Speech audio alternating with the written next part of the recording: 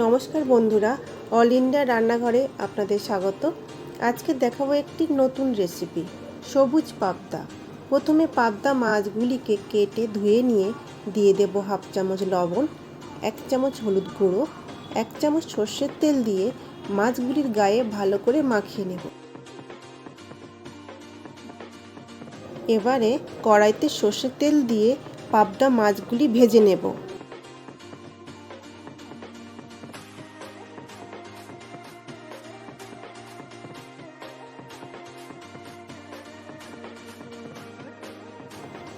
ভাজা মাছগুলি তুলে নিয়ে একই তেলে দিয়ে দেব হাফ চামচ কালো জিরা, একটি তেজপাতা, একটি পেঁয়াজ বাটা।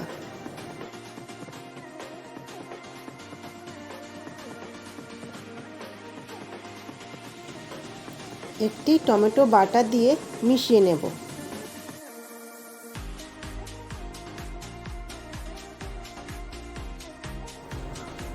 এবারে 1 চামচ লবণ, একসাথে বেটে রাখা ধনেপাতা, কাঁচা লঙ্কা, আদা দিয়ে কষিয়ে নিয়ে দিয়ে দেব 1 বাটি জল।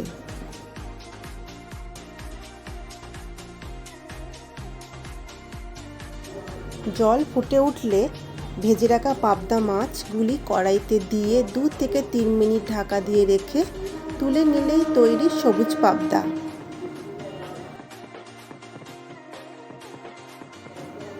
ভিডিওটি শেষ পর্যন্ত দেখার জন্য ধন্যবাদ।